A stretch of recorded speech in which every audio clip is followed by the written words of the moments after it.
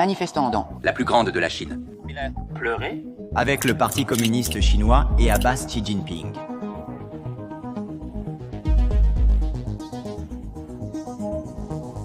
Des fusillades sanglantes éclatent, des citoyens tuent des fonctionnaires. La vengeance sociale et les émeutes explosent alors que l'économie de la Chine vacille sur le bord. Les choses dégénèrent en Chine. Il y a juste 2 semaines, nous avons vu des banderoles pro-démocratie se lever dans une grande ville chinoise, et maintenant des émeutes éclatent dans tout le pays.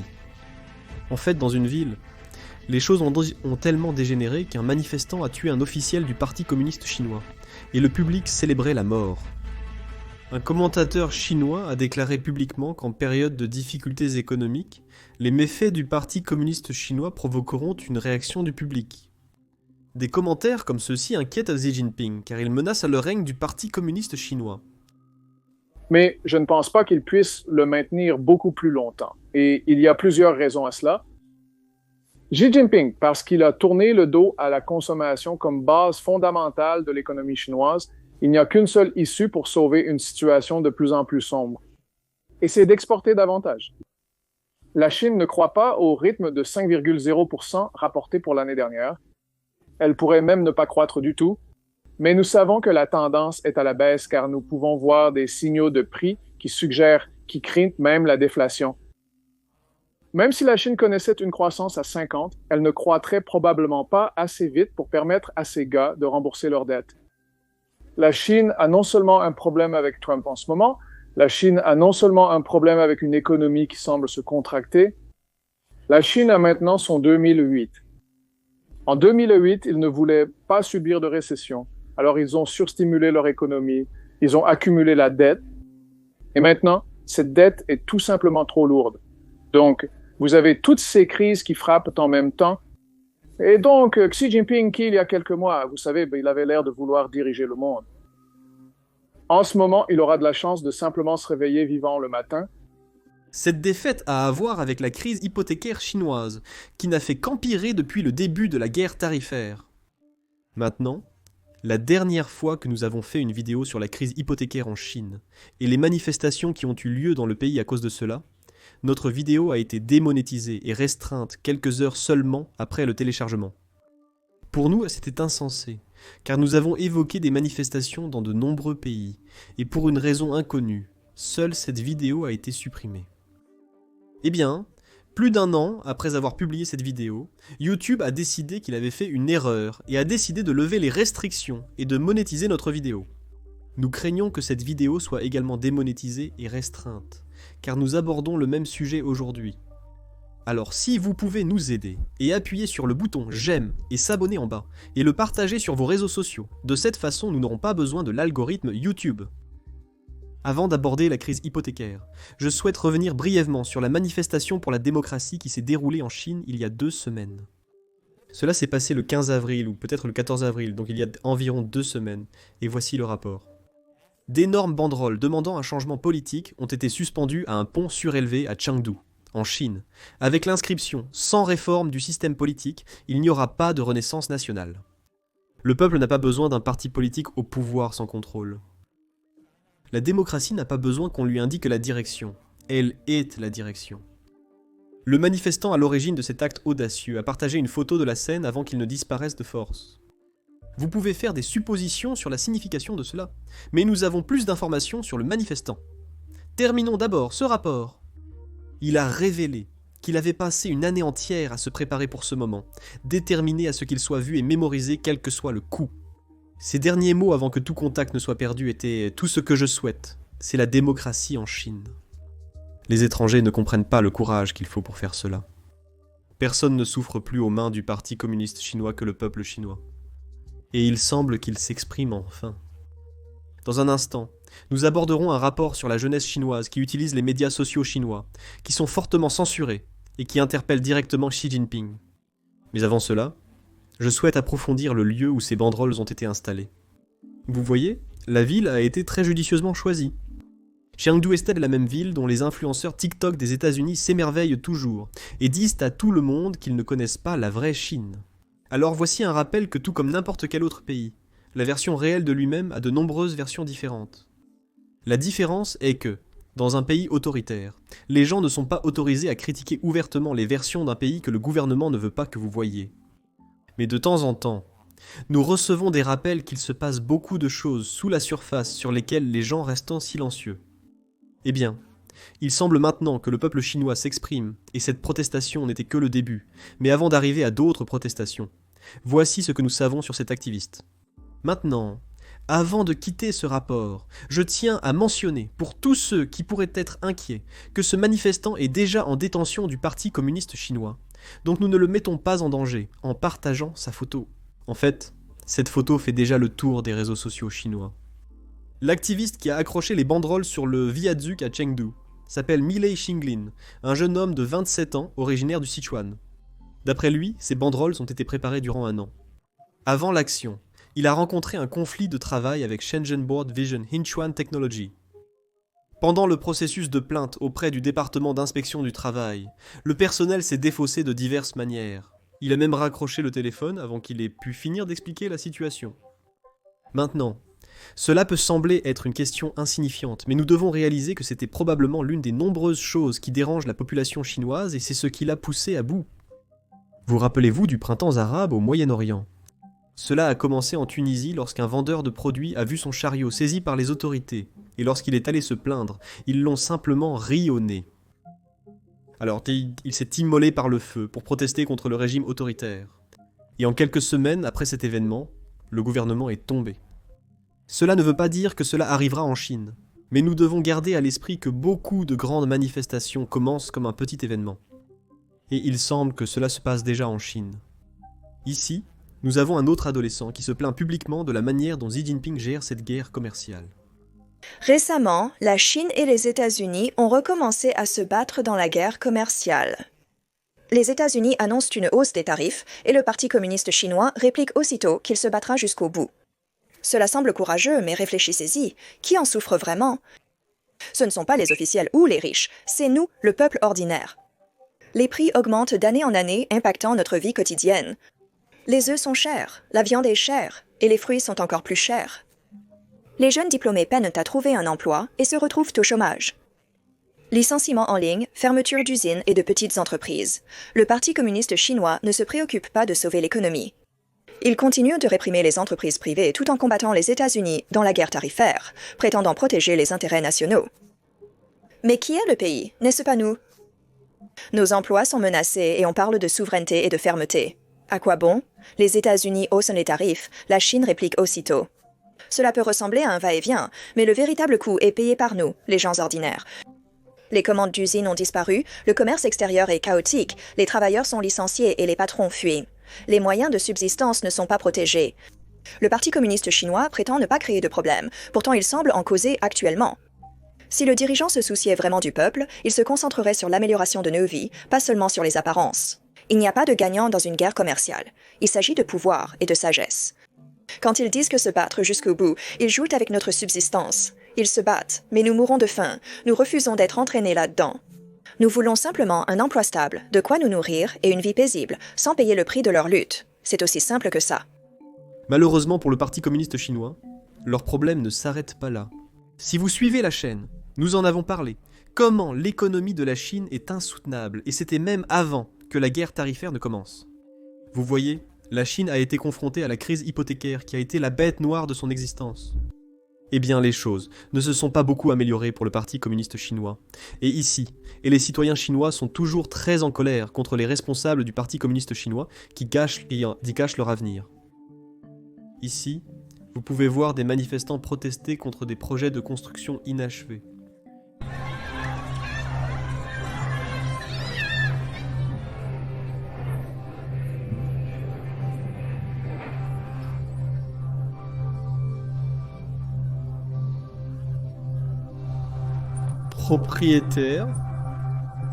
Les propriétaires de bâtiments inachevés ont été battus et arrêtés par la police pour avoir défendu leurs droits au bureau du gouvernement de la zone de développement économique de Dayabei à Guangdong. En raison de la propriété inachevée, ils ont lancé jusqu'à 30 actions de protection des droits, mais n'ont pas fait de progrès jusqu'à présent.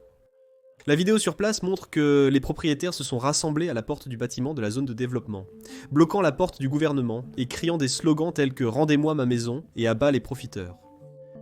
Maintenant, comme je l'ai mentionné plus tôt, cela dure depuis presque 2 décennies maintenant. Mais la situation s'est aggravée il y a quelques années, et elle continue de s'aggraver depuis lors. Vous voyez, les tarifs n'aident pas parce que les gens sont licenciés, et seulement un petit peu d'économie qu'ils avaient. Ils l'ont investi dans l'immobilier parce qu'en Chine, l'immobilier était l'une des seules choses dans lesquelles les gens pouvaient investir. Parce que beaucoup des entreprises les plus rentables sont détenues par le Parti communiste chinois. Les dirigeants du Parti communiste chinois refusent de mettre cela sur le marché public pour éviter de partager les profits avec les citoyens chinois. Donc beaucoup d'entreprises sont entièrement détenues par l'État. Autrement dit, la réussite des entreprises chinoises n'apporte aucun bénéfice au public. Les citoyens chinois investissaient donc principalement dans l'immobilier, achetant maison après maison. Bien entendu, des problèmes culturels entrent également en jeu. En Chine, les familles utilisent l'immobilier pour planifier leur retraite. Les célibataires, possédant de l'immobilier, sont considérés comme des choix attrayants pour le mariage, et la quantité d'immobilier que vous possédez est directement liée à votre statut social dans la société. Compte tenu de tout cela, vous pouvez comprendre pourquoi les prix de l'immobilier ont continué à augmenter pour la plupart des 2 dernières décennies en Chine. Cela a en fait alimenté le cycle. Une fois que tout le monde a commencé à voir que les prix de l'immobilier ne font qu'augmenter, les familles ont commencé à acheter de l'immobilier encore plus parce qu'elles voulaient une part de ce profit. La ruée pour acheter des maisons était si énorme que les promoteurs vendèrent des complexes avant même de commencer les travaux de construction. Cependant, même après la fin de la construction, les appartements restaient vides car ils avaient des propriétaires, mais pas d'habitants. La demande était élevée car tout le monde veut acheter sa 2e, 3e ou 4e maison. Ils voulaient simplement s'enrichir grâce à ce boom immobilier. L'offre a donc augmenté drastiquement pour répondre à la demande, mais beaucoup de ces maisons restaient vides, car les propriétaires n'achetaient ces lieux qu'en espérant une augmentation de prix. Selon un ensemble de données de 2022, les familles chinoises avaient environ 70% de leur richesse dans l'immobilier. Vous avez bien entendu, 70%. Pas grand-chose pour la diversification. Imaginez si quelque chose devait arriver au marché immobilier. Eh bien, c'est ici que nous parlons d'Evergrande. À une époque, c'était le plus grand promoteur immobilier de Chine. En fait, en 2018, ils étaient en réalité la plus grande entreprise immobilière de toute l'Asie.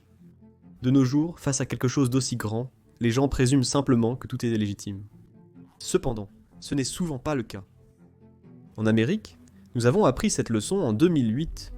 Les investisseurs chinois ont appris une leçon avec Evergrande en regardant sous le capot. S'ils avaient regardé sous le capot avant le crash, ils auraient réalisé que certaines des pratiques que cette entreprise menait n'étaient pas exactement appropriées. Laissez-moi expliquer. Rappelez-vous plutôt comment j'ai mentionné qu'à cause de la peur de manquer, les gens achetèrent des maisons avant même que la construction ne commence. Donc, généralement, une entreprise comme Evergrande louerait un terrain au gouvernement local, car en Chine, vous ne pouvez pas vraiment acheter de terrain. Ensuite, cette entreprise se retournerait et vendrait des maisons qui sont censées être construites sur ce terrain et recevrait le paiement intégral pour les maisons avant même de commencer les travaux. Les entreprises n'avaient jamais de problème pour tout vendre car la demande était tout simplement très élevée. Les gens étaient plus qu'heureux de contracter un prêt hypothécaire et d'acheter des maisons dans l'espoir de posséder un jour de l'immobilier dans le futur. Maintenant, le gros problème qui commence ici est que des entreprises comme Evergrande n'utiliseraient pas réellement l'argent qu'elles ont obtenu de la vente pour commencer la construction. Non, ils utiliseraient cet argent comme acompte pour louer encore plus de terrain afin de pouvoir vendre encore plus d'appartements pour le futur. J'espère que vous commencez à voir le problème maintenant. L'argent qui était censé être utilisé pour construire les maisons est maintenant utilisé pour acheter plus de terrain. Alors d'où va venir l'argent pour construire réellement les maisons qu'Evergrande a réellement vendues ? Eh bien, Evergrande espérait que la pyramide de Ponzi continuerait indéfiniment. Mais nous savons, grâce aux mathématiques de base, qu'il est littéralement impossible qu'une pyramide de Ponzi continue indéfiniment. En fin de compte, il vous manque juste des inscrits à votre système. Les régulateurs chinois auraient dû détecter cela bien avant qu'il ne devienne si grand. Mais c'est là que nous devons parler du deuxième problème. Vous voyez, Les gouvernements locaux bénéficiaient directement de ce système pyramidal immobilier que des entreprises comme Evergrande avaient mis en place. En Chine, l'une des principales façons pour les gouvernements locaux de gagner de l'argent est de louer des terrains à des promoteurs comme Evergrande. Cela signifiait que plus ces entreprises immobilières prenaient de risques, plus les offres sur ces terrains que le gouvernement louait étaient élevées. Environ 50% des revenus du gouvernement local provenaient de la location de terrains. Le même gouvernement qui aurait dû protéger ses citoyens de ces pratiques risquées bénéficiait directement et fortement de ces soi-disant pratiques risquées. C'est un exemple parfait d'incitation perverse. Et c'était l'une des principales raisons pour lesquelles la bulle immobilière de la Chine est devenue si grande. Les régulateurs ont toujours été lents à intervenir, car cela les bénéficiait directement. Et puis, lorsque le Parti communiste chinois est finalement intervenu avec sa politique des 3 lignes rouges, c'était trop tard. Les promoteurs immobiliers avaient vendu des millions de maisons, et ils n'avaient pas l'argent pour les construire réellement. C'est pourquoi nous continuons de voir des manifestations comme celle-ci se produire en Chine.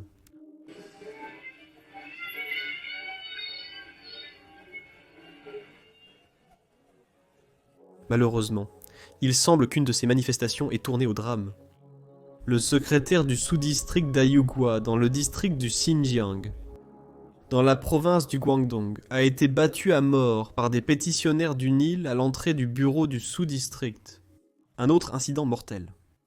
Maintenant, beaucoup de rapports sur cet incident sont supprimés par le Parti communiste chinois, et ceux que j'ai pu trouver étaient en chinois. Donc, je me base sur Google Translate. Pardonnez-moi si je fais une erreur, mais il semble, d'après mes recherches, que cela concernait l'indemnisation que le Parti communiste chinois était censé donner aux partitionnaires, dont les maisons ont été démolies.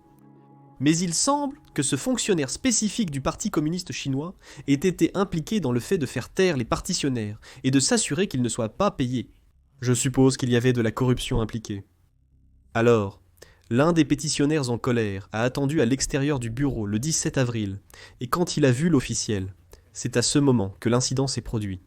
Aussi choquant que cela ait été pour moi, ce n'était même pas la partie la plus choquante impliquant cette agression. C'était la réaction que le public a eue. Selon un rapport YouTube en ligne, il semble que les citoyens chinois célébrèrent cette agression, disant que cela devait être un officiel du Parti communiste chinois qui avait poussé ce gars à ses limites, et que les officiels adorent rendre la vie difficile aux gens.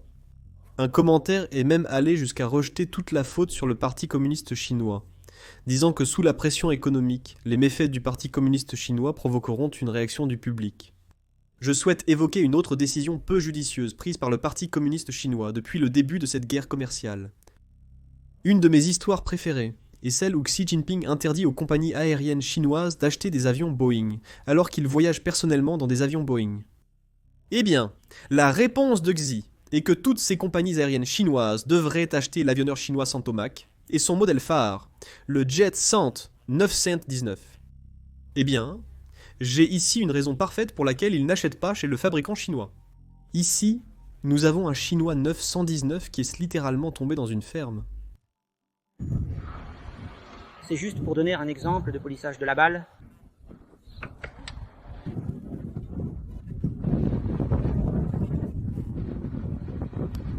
C'est peut-être pour cela que Xi Jinping voyage dans un Boeing,